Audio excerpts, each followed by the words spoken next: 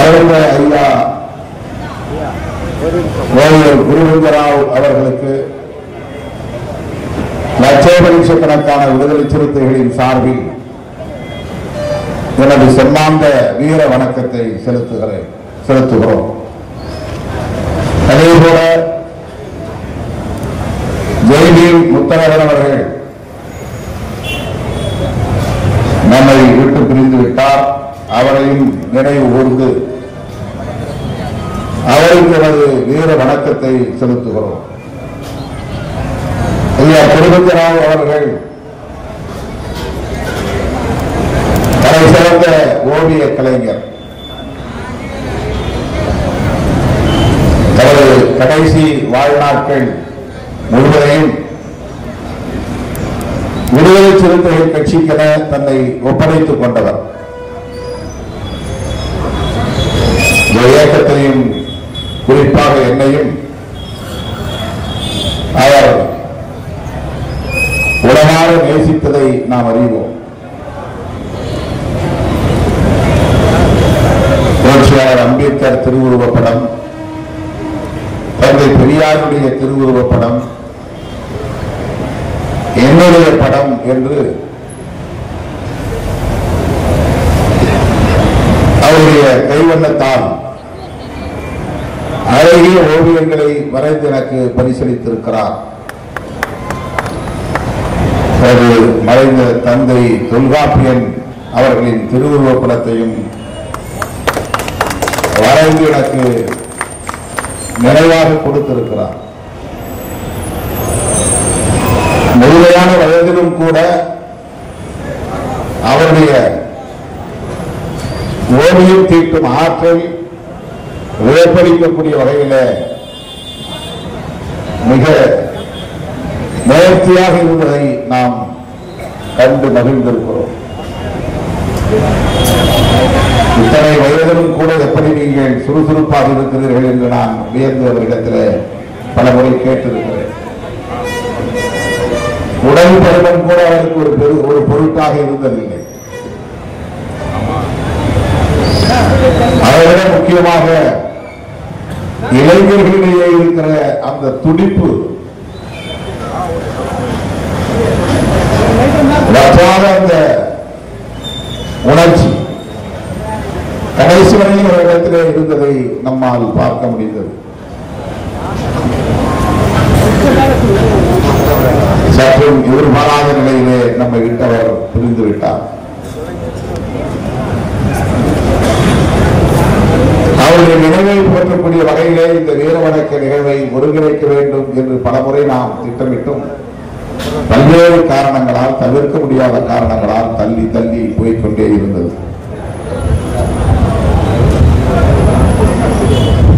ஒரு வழியாக இன்றைக்கு இந்த வீர வணக்க நிகழ்வை நடத்தக்கூடிய சூழல் அமைந்தது சற்று ஆறுதல் அளிக்கிறது. இல்லை என்றால் அது ஒரு நெருடலாகவே இருந்திருக்கும். அது ஒரு குற்ற உணர்வாகவே இருந்திருக்கும். இந்த இயக்கத்தையும் தலைமையையும் வெகுவாக நேசித்த இந்த இயக்கத்தின் மூத்த தலைவர்கள் ஒருவரான ஐயா ஓய்வர் குருவிந்தராவ் அவர்களை இந்த நேரத்தில் நினைவு கூர்ந்து அவருடைய பங்களிப்புகளை போற்றி உங்கள் சார்பில் நான் மீண்டும் ஒரு முறை அவருக்கு எனது செம்மாந்த வீர வணக்கத்தை செலுத்துகிறேன். ஜெய்பீர் முத்தரகன் அவர்களை பற்றி நம்முடைய டாக்டர் மாசுராமணி அவர்கள் இங்கே நினைவு கூர்ந்தார். திராவிட இயக்க தோழராக களமாடி பின்னர் புரட்சியாளர் அம்பேத்கரின் கொள்கைகளை ஏற்றுக்கொண்டு ஜெய்பீர் என்கிற அடைமொழியோடு இயங்கி வந்ததை இங்கே எடுத்துரைத்தார், நினைவு கூர்ந்தார்.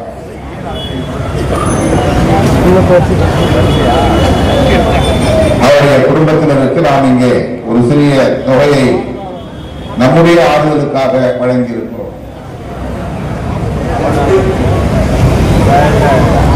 குருவிந்தராவ் அவர்களின் குடும்பத்தினர்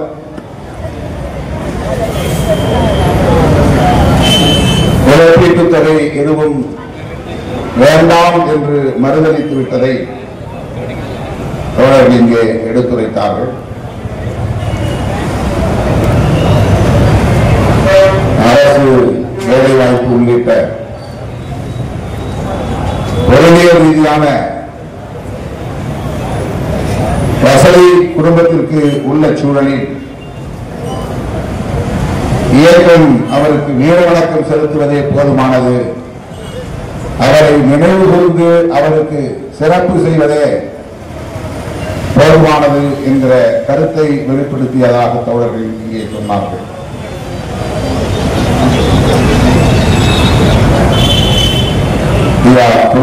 அவர்கள் புரட்சியாளர் அம்பேத்கர் அவர்களின் மீது, அவருடைய கொள்கைகளின் மீது தீவிரமான பிடிப்பு கொண்டவர் என்பதால் தான் தனது இறுதி மூச்சு காலத்தில், இறுதி நாட்களில், வாழ்நாளின் இறுதி நாட்களில் மிக மிக இளையவனான என்னை அவருடைய தலைவராக ஏற்றுக்கொண்டார் என்பதை எண்ணி நான் பெருமைப்படுகிறேன். எப்போது வந்தாலும் அவரை சந்திக்கிற போதெல்லாம் எனக்கு ஒரு புத்துணர்வு ஏற்படும். அந்த அளவுக்கு மகிழ்ச்சியான முகத்தோடு, மலர்ந்த முகத்தோடு வரவேற்பார், ஊக்கப்படுத்துவார். நம்முடைய இல்லை என்பது மிகுந்த வேதனையை தருகிறது. அவர் ஆற்றிய பங்களிப்பை இந்த நாளில் நினைவு கூர்ந்து நன்றி செலுத்த கடமைப்பட்டிருக்கிறோம்.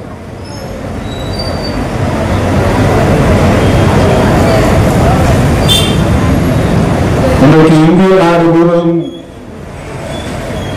காஷ்மீரிலே நடந்த பயங்கரவாத தாக்குதல், அந்த படுகொலை பெரும் பதற்றத்தை ஏற்படுத்தி இருக்கிறது. நமக்கும் அது மிகுந்த கவலையை அளிக்கிறது. அப்பாவி பொதுமக்கள் பாதுகாப்பு இருக்கும் என்கிற நம்பிக்கையோடு பகல்காம் என்கிற இடத்திற்கு சென்றிருக்கிறார்கள். அவர்களை சற்றும் எதிர்பாராத ஒரு சூழலில் பயங்கரவாத கும்பல் துப்பாக்கியால் சுட்டு படுகொலை செய்திருக்கிறார்கள்.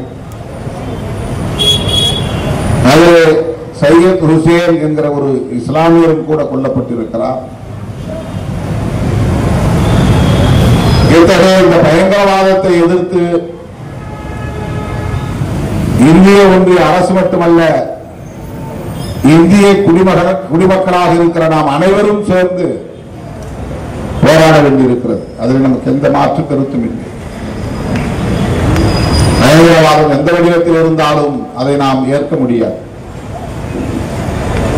அதனால்தான் ஈழத்தமிழர்களுக்காகவும் நாம் எண்ணற்ற பல களங்களை அமைத்து போராடி இருக்கிறோம். அது தமிழர்கள் என்கிற பற்றை தாண்டி தமிழ் மக்கள் மீது, சிறுபான்மை சமூகத்தினரின் மீது ஏவப்பட்ட அரச பயங்கரவாதத்தை எதிர்க்க வேண்டும் என்கிற புரிதலில் இருந்தும் சிங்கள பௌத்த பேரினவாத பயங்கரவாதத்தை எதிர்த்து நாம் இந்த மண்ணில் போராடி இருக்கிறோம், களமாடி இருக்கிறோம். எத்தனையோ பல மாநாடுகளை நடத்தி இருக்கிறோம். அந்த நடவடிக்கை என்பது பயங்கரவாதத்திற்கு எதிரான நடவடிக்கை. மணிப்பூரில் நடக்கிற அரச பயங்கரவாதத்தையும் விடுதலை சிறுத்தைகள் கட்சி எதிர்க்கிறது. அந்த வன்முறை வெளியாட்டத்தை தடுத்து நிறுத்த வேண்டும் என்று நாம் தொடர்ந்து வலியுறுத்தி வருகிறோம். நேற்று நாம் செய்தியாளர்கள் சந்திப்பிலே சத்தீஸ்கர் மாநிலத்திலே பழங்குடி மக்களுக்கு எதிராக நடத்தப்படுகிற அரசு பயங்கரவாதத்தையும் நாம் கண்டித்திருக்கிறோம். அங்கே மாவோயிஸ்டுகளுக்கு எதிராக நாங்கள் நடவடிக்கை மேற்கொண்டிருக்கிறோம் என்று நமது ஒன்றிய அரசு ராணுவ துருப்புகளை கொண்டு வேட்டையாடி வருகிறது. அதில் 90 விழுக்காடு பாதிக்கப்படுகிறவர்கள் அப்பாவி உழைக்கும் பழங்குடி சமூகத்தை சார்ந்த மக்கள் தான். இப்போது கூட நாம் பேசிக் கொண்டிருக்கிற இந்த நேரத்தில் கூட சத்தீஸ்கர் மாநிலத்தில் பழங்குடியினர் படுகொலை செய்யப்பட்டிருக்கலாம். அதுவும் அரசு பயங்கரவாதம் தான். நக்சல்வாதிகள் என்று மாவோயிஸ்டுகளை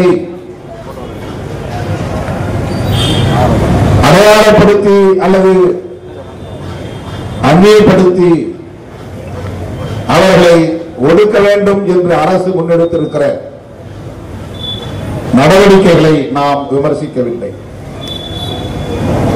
ஆனால் இன்று அவர்கள் நாங்கள் ஆயுதங்களை கையளிக்க தயாராக இருக்கிறோம், பேச்சுவார்த்தைக்கும் தயாராக இருக்கிறோம் என்று வெளிப்படையாக அறிவித்த பின்னரும் கூட அவர்களோடு பேசுவதற்கு நமது அரசு, ஒன்றிய அரசு தயாராக இல்லை என்பதை நாம் எப்படி சுட்டிக்காட்டாமல் இருக்க முடியும்? உள்துறை அமைச்சர் அமித்ஷா பதவி விலக வேண்டும் என்று நான் சொல்லிவிட்டேனா?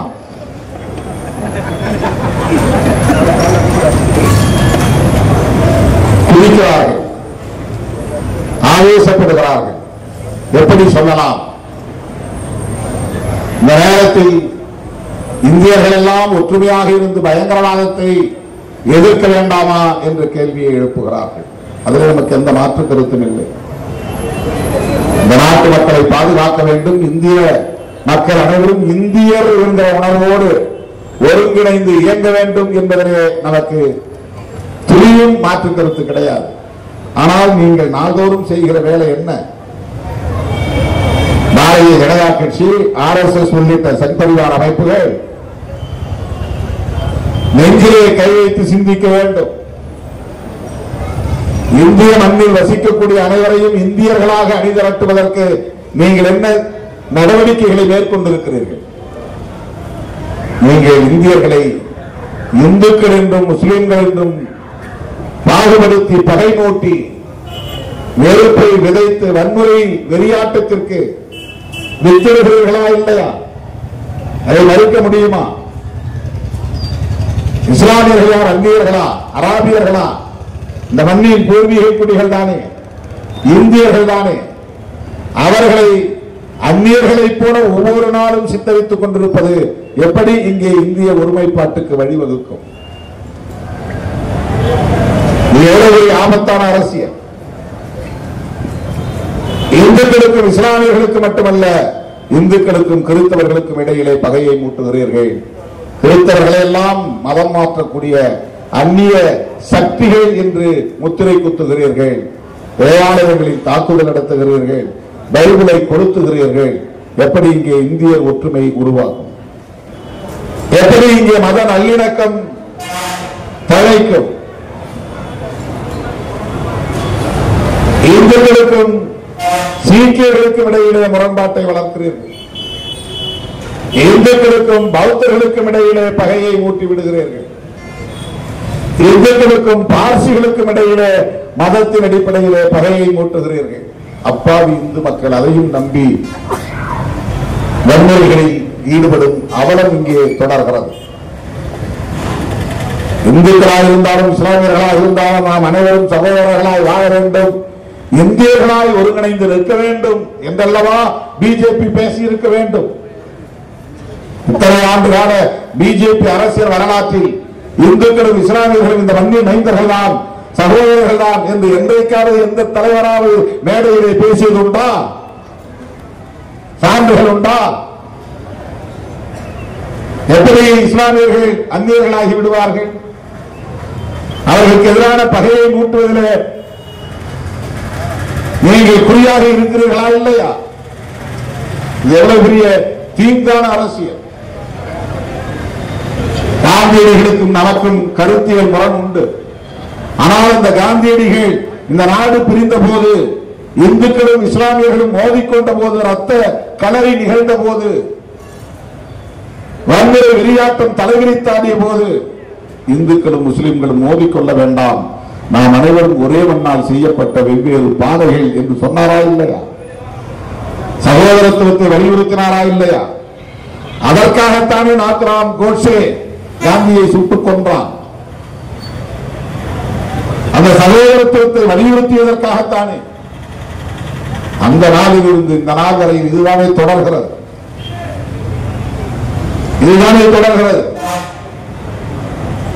இப்படி சகோதரத்துவத்தை சிதைத்துக் கொண்டே இங்கு பயங்கரவாதத்திற்கு எதிராக இந்தியர்கள் ஒன்றுபட வேண்டும் என்று கூச்சலிடுவது நகைமுறையாக இல்லையா? வேடிக்கையாக இல்லையா? இது கேலி கூத்தாக இல்லையா? சவுதி அரேபியாவில் சுற்றுப்பயணம் செய்து கொண்டிருந்த மோடி அவர்கள் இப்படி ஒரு தாக்குதல் நடந்தது என்றதும் அந்த பயணத்தை எல்லாம் ரத்து செய்துவிட்டு இந்தியா திரும்பிவிட்டார். செய்தியாளர்களை சந்திக்கிறார், அமைச்சர்களை சந்திக்கிறார். பாகிஸ்தான் மீது இந்தியா கடும் நடவடிக்கை எடுக்கப் போகிறது, மோடி ஆலோசிக்கிறார் என்றெல்லாம் ஊடகங்களிலே ஊதி பெருக்கப்பட்டது. அதன் பிறகு மோடி என்ன செய்தார்? காஷ்மீருக்கு போனாரா? பீகாரிலே போய் தேர்தல் பரப்புரை செய்து கொண்டிருக்கிறார். 26 பொதுமக்கள் படுகொலை செய்யப்பட்டது அவருக்கு ஒரு பொருட்டாக இல்லை. வயது தெரியாதா? எண்ணி பார்க்க வேண்டும். உள்துறை அமைச்சர் அமித்ஷா போனால் போதுமா? பிரதமர் போனால் குடிமூழ்கி போய்விடுமா? ஒரு நாள் தேர்தல் பரப்புரையை தள்ளி வைத்தால் என்ன? 26 பேர் உயிரை விட தேர்தல் பரப்புரை அவ்வளவு முக்கியத்துவம் வாய்ந்ததா? இதை நாம் பேசுவதற்கு நமக்கு எந்த அரசியல் நோக்கமும் கிடையாது. பாரதிய ஜனதாவை எதிர்த்து பேசி விடுதலை சிறுத்தைகள் கட்சி என்ற டெல்லியில் ஆட்சிக்கு வந்துவிடப் போகிறதா? பாரதிய ஜனதாவின் வெற்றியை விடுதலை சிறுத்தைகள் கட்சி தேசிய அளவில் தடுத்து விடுமா? பாதித்து விடுமா? பாதிக்க செய்து விடுமா? ஒன்றும் கிடையாது. எங்கள் ஆதங்கத்தை நாங்கள் வெளிப்படுத்துகிறோம். நீங்கள் தானே சொன்னீர்கள் ஆர்டிகிள் 370 அரசமைப்பு சட்டத்தின் உறுப்பு எண் 370 நீக்கிவிட்டால் ஜம்மு காஷ்மீரில் பயங்கரவாதம் இருக்காது என்று சொன்னது நீங்கள் தானே. நீக்கிறீர்களா இல்லையா? நீக்கிய பிறகு என்ன சொன்னீர்கள்? அமைதி நிலவுகிறது, ஜனநாயகம் தழைக்கிறது, சுற்றுலா பயணிகள் எல்லாம் சுதந்திரமாக போய் வரலாம். அந்த பேச்சை நம்பித்தானே பொதுமக்கள் அங்கே போனார்கள். அரசமைப்பு சட்டம் உறுப்பு எண் 370 நீக்கிய பிறகும் ஜம்மு காஷ்மீரை இரண்டாக உடைத்த பிறகும் அங்கே பொதுமக்களை சுட்டுக் கொள்கிறார்கள் என்றால் பயங்கரவாதம் இன்னும் இருக்கிறதா இல்லையா? ஆர்டிகிள் 370க்கும் அங்கே நடக்கிற பயங்கரவாதத்திற்கும் சம்பந்தம் இல்லை. அதுதான் அதற்கு பொருள். அரசமைப்பு சட்டம் 370 உறுப்பு எண் 370 அவர்களுக்கு தனி உரிமையை தந்தது, அவ்வளவுதான். அந்த மண்ணிலே நாம் போய் நிலம் வாங்க முடியாது, வீடு கட்ட முடியாது, சொந்தமாக பங்களா கட்ட முடியாது. அதுதான் மோடி அமித்ஷாவுக்கு பிரச்சனை. அவருடைய நண்பர் அதானி அங்கே பங்களா வாங்கி கட்டி அங்கே சுதந்திரமாக உணர விரும்பினார். அதானி அம்பானிகளுக்கு அங்கே நுழைய முடியவில்லை, அதுதான் பிரச்சனை. முதலீடு செய்ய முடியவில்லை, அதுதான் பிரச்சனை. அங்குள்ள கனிம வளங்களை சுரண்ட முடியவில்லை, அதுதான் பிரச்சனை. பன்னாட்டு நிறுவனங்களை அங்கே கொண்டு வந்து இறக்க முடியவில்லை, அதுதான் பிரச்சனை. ஆர்டிகிள் 370 நீக்கிவிட்டார்கள். இப்போது அதானி போய் அங்கே எத்தனை ஏக்கர் புல்வெளிகளையும் பசுமை வெளிகளையும் விலைக்கு வாங்க முடியும்? ஜம்மு காஷ்மீரையே விலைக்கு வாங்க முடியும். அதற்காகத்தான் அவர்கள் கதவுகளை திறந்து விட்டார்கள். முன்னாள் மேஜர் ஜெனரல் பஷி என்பவர் சொல்லியிருக்கிறார், 1,80,000 துருப்புகளை அவர்கள் குறைத்து விட்டார்கள். ராணுவ செலவை மட்டுப்படுத்துகிறோம் என்கிற பெயரால் பாதுகாப்புக்காக எல்லை ஓரத்திலே நின்றவர்களை எல்லாம் வெளியேற்றி விட்டார்கள். இது யார் சொன்னது? விடுதலை சிறுத்தைகள் கட்சியை சார்ந்தவரா? அவர் திமுகவை சார்ந்தவரா? ராணுவத்துறையில் பணியாற்றிக் கொண்டிருப்பவர், பணியாற்றியவர். இதற்காக 1,80,000 ராணுவ வீரர்களை அங்கிருந்து நீங்கள் திரும்ப பெற வேண்டும் அல்லது வெளியேற்ற வேண்டும், ஆட்குறைப்பு செய்ய வேண்டும். இந்த கேள்விகள் எழாதா? இந்த அடிப்படையிலே அரசியல் காரணங்களுக்காக நம்முடைய ஆதங்கத்தை நாம் வெளிப்படுத்துகிறோம். உங்களுக்கு இருக்கிற அதே அளவுக்கான அக்கறை இந்த நாட்டை பாதுகாப்பதில் சிறுத்தைகளுக்கும் இருக்கிறது. அதனால் நாம் இந்த கருத்தை முன்வைக்கிறோம். உடனே மு.க. ஸ்டாலின் அவர்களை நீங்கள் பதவி விலக சொன்னீர்களா? முழங்காலுக்கும் மொட்டை தலைக்கும் முடிச்சு போடுகிறார்கள். உமர் அப்துல்லாவை பதவி விலக சொன்னீர்களா? உமர் அப்துல்லா ஒரு யூனியன் டெரிட்டரியின் முதலமைச்சர், எந்த அதிகாரமும் கிடையாது. யூனியன் டெரிட்டரி என்றால் பாண்டிச்சேரி மாதிரி, யூனியன் என்றால் டெல்லியில் இருக்கிற அரசாங்கம், டெரிட்டரி என்றால் நிலப்பரப்பு.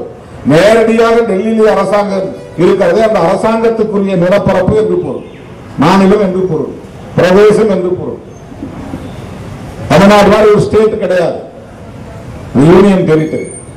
இன்னைக்கு ஜம்மு காஷ்மீரை ஒரு யூனியன் டெரிட்டரியாக மாற்றிவிட்டீர்கள், லடாக் பகுதியை ஒரு யூனியன் டெரிட்டரியாக மாற்றிவிட்டீர்கள். ஜம்மு காஷ்மீரில் மட்டும் சட்டமன்ற அமைப்பை உருவாக்கி தேர்தல் நடத்தி இருக்கிறீர்கள். அந்த தேர்தலில் உங்களால் ஜெயிக்க முடியவில்லை. மீண்டும் தேசிய மாநாட்டு கட்சியின் தலைவர் உமர் அப்துல்லா தான் ஜெயித்து வெற்றி பெற்று முதலமைச்சராக அமர்ந்திருக்கிறார். ஆனால் எந்த அதிகாரமும் கிடையாது. அவர் எப்படி பயங்கரவாதத்தை தடுக்க முடியும்? பார்டர் செக்யூரிட்டி யாருடைய கட்டுப்பாட்டில் இருக்கிறது? எல்லையோர பாதுகாப்பு, பயங்கரவாத தடுப்பு யாருடைய கட்டுப்பாட்டில் இருக்கிறது? மாநில அரசின் கட்டுப்பாட்டிலா? எப்படி உயர்த்தமாக பேசுகிறார்கள்? கள்ளச்சாராயம் அருந்தி 40 பேர் உயிரிழந்தார்கள் என்பது பெரும் துயர செய்தி. கடுமையாக கண்டித்திருக்கிறோம். அதற்காகவே மது மற்றும் போதைப் பொருள் ஒழிப்பு மாநாட்டை நடத்தியிருக்கிறோம். முதலமைச்சரை சந்தித்து மதுக்கடைகளை மூடுங்கள் என்று நாங்கள் வலியுறுத்தி இருக்கிறோம். அதில் இன்னும் உறுதியாக இருக்கிறோம். இதற்கும் அந்த பயங்கரவாதத்திற்கும் என்ன தொடர்பு? அது எவ்வளவு மோசமான ஒரு பயங்கரவாத நடவடிக்கை. அவரே ஒப்புக்கொண்டதாக செய்திகள் வருகின்றன. பாதுகாப்புத்துறையின் தோல்விதான் இதற்கு காரணம். அதைவிட முக்கியமாக பாரதிய ஜனதா கட்சியை சார்ந்த சுப்பிரமணிய சுவாமி, நானாவது விலகுங்கள் என்று வேண்டுகோள் விடுத்தேன். அவர் மோடிக்கு ஆணையிடுகிறார், அவரை நீக்குங்கள் என்ற பதவியில் இருந்து. அவர் பாரதிய ஜனதா கட்சிக்காரர். ஏன் அவரை உங்களால் விமர்சிக்க முடியவில்லை? திருமாவளவன் என்றால் இளக்காரம். அதெல்லாம் அந்த காலம். விடுதலை சிறுத்தைகளை இளக்காரமாக பார்த்த காலம் அந்த காலம். தமிழ்நாட்டின் தவிர்க்க முடியாத அரசியல் சக்தியாக இன்றைக்கு நாங்கள் பொதுமக்களின் அங்கீகாரத்தோடு தலை நிமிர்ந்து நிற்கிறோம். அதை பெருமையோடு சொல்ல கடமைப்பட்டிருக்கிறேன். ரவிக்குமார் அவர்கள் சொன்னதை போல இன்றைக்கு விழுப்புரம் நாடாளுமன்ற தொகுதியும் சிதம்பரம் நாடாளுமன்ற தொகுதியும் மகத்தான வெற்றியை பெற்று, உங்களின் நல்லாதரவோடு வெற்றியை பெற்று இன்றைக்கு தமிழ்நாட்டில் ஒரு மாநில கட்சியாக நாம் நிமிர்ந்து நிற்கிறோம். அதையும் தாண்டி அண்டை மாநிலங்களிலும் இன்றைக்கு இந்த சிறுத்தை கொடி பறந்து கொண்டிருக்கிறது. கர்நாடகாவிலும், கேரளாவிலும், தெலுங்கானாவிலும், ஆந்திராவிலும், மகாராஷ்டிராவிலும் அந்தந்த மாநிலத்தை சார்ந்த மண்ணின் மைந்தர்கள் இந்த இயக்கத்தில் நாங்கள் இணைந்து செயல்படுகிறோம் என்று தாமாக முன்வந்து இணைந்து செயல்படுகிறார்கள். ஒரு காலம் வடக்கே இருந்து தலித் தலைவர்களை நாம் இறக்குமதி செய்தோம். அந்த நிலை இன்றைக்கு தலைகீழாக மாறி இருக்கிறது. வடக்கே இருக்கிற தோழர்கள் இன்றைக்கு தமிழ்நாட்டில் இருந்து எங்களுக்கு சிறுத்தைகள் இயக்கம் வேண்டும், அந்த கொடி வேண்டும் என்று வருகிறார்கள். அப்படி ஒரு தாக்கத்தை இன்றைக்கு அரசியல் அரங்கிலே நாம் ஏற்படுத்தி இருக்கிறோம் என்பதை பூரிப்போடு பதிவு செய்ய கடமைப்பட்டிருக்கிறேன்.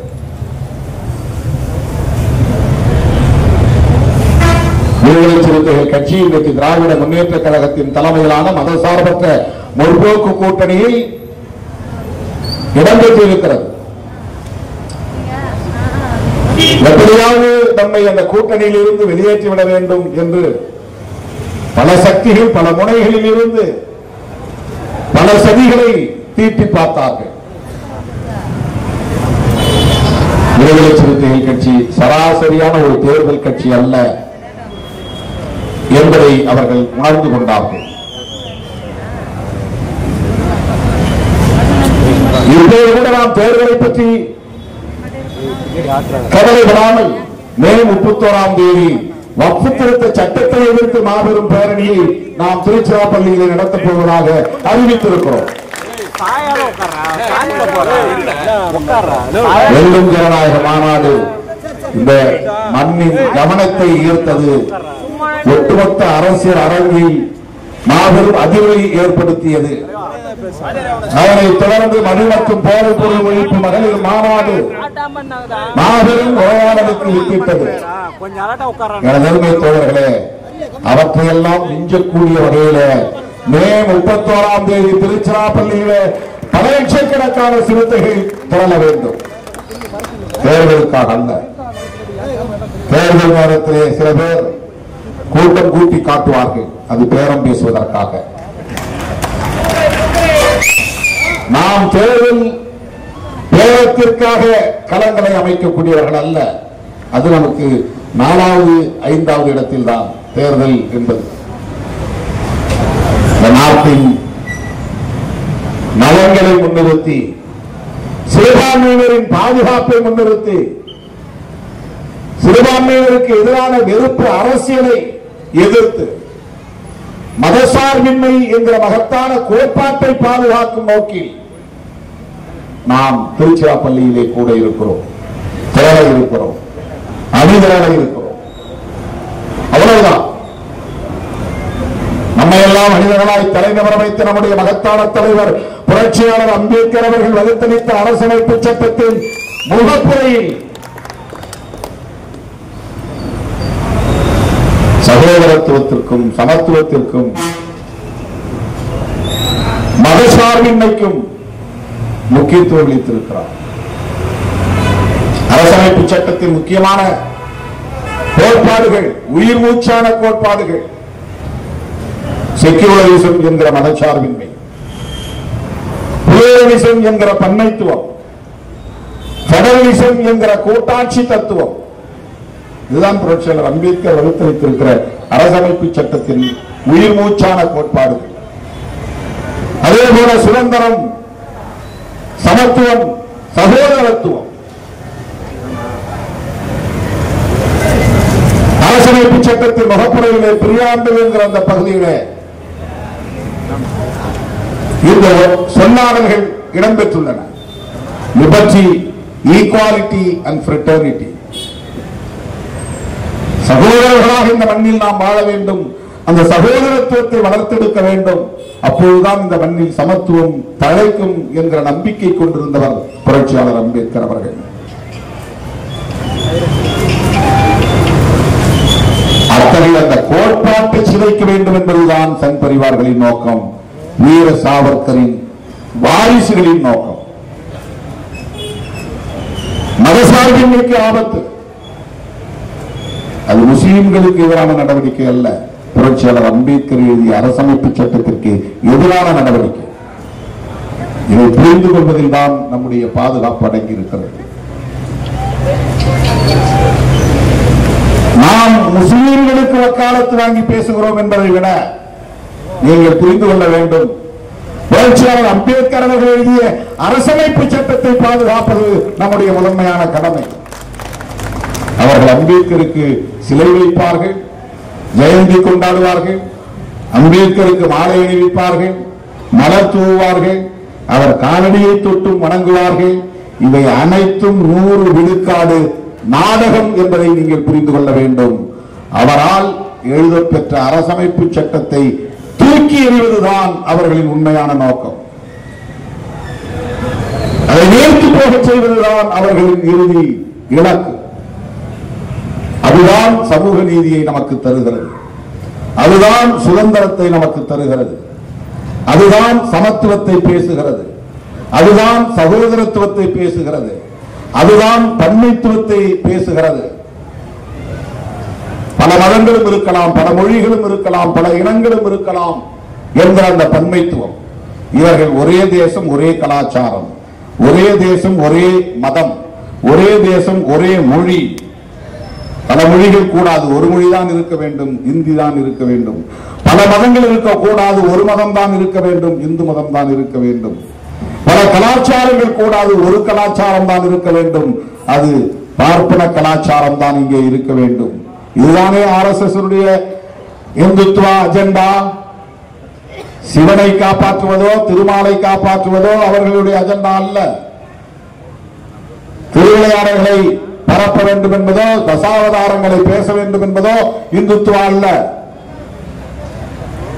அல்லது ஆதிசங்கரர் முன்வைத்த ஆன்மீக கருத்துக்களை பாதுகாக்க வேண்டும் என்பது அவருடைய இந்துத்துவ அஜெண்டா அல்ல.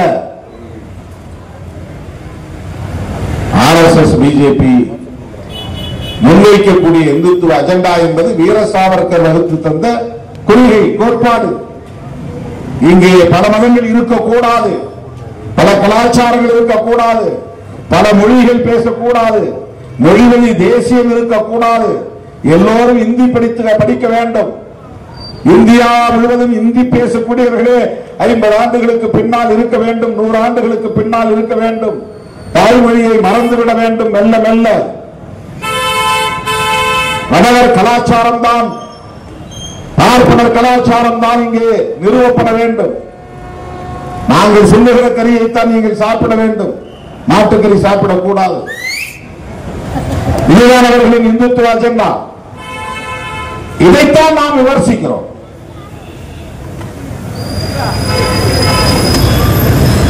ஆனால் அவர்கள் நாம் ஏதோ ஒட்டுமொத்த இந்து சமூகத்திற்கே எதிராக பேசுகிறோம், அந்த இந்து மக்களின் நம்பிக்கையை நாம் எதிர்க்கிறோம் என்பதை போன்ற ஒரு தோற்றத்தை உருவாக்க பார்க்கிறார்கள். நாங்கள் புரட்சியாளர் அம்பேத்கரின் வாரிசுகள், தந்தை பெரியாரின் பிள்ளைகள். எங்கள் அடிகளை நாங்கள் அளந்து வைக்கிறோம். விடுதலை சிறுத்தைகளை தமிழ்நாட்டில் எந்த சக்தியாலும் வீழ்த்திவிட முடியாது என்ற நம்பிக்கையோடு நாங்கள் எங்கள் காய்களை நகர்த்துகிறோம். எனது அருமை தோழர்களே, இந்த கொள்கை கோட்பாடுகளை உள்வாங்கிக் கொண்ட ஒரு மகத்தான ஆளுமைதான் நம்முடைய மறைந்த ஐயா ஓவியர் குருபந்தி ராவ் அவர்கள். இந்த கொள்கை புரிதலோடு நம்மோடு களத்தில் நின்றவர் தான் ஜெய்பீம் முத்தழகன். அந்த தோழர்களுக்கு இந்த நேரத்தில் வீர வணக்கம் செலுத்தி மே 31 அன்று திருச்சிராப்பள்ளியில் சந்திப்போம் என கூறி விடைபெறுகிறேன். நன்றி, வணக்கம்.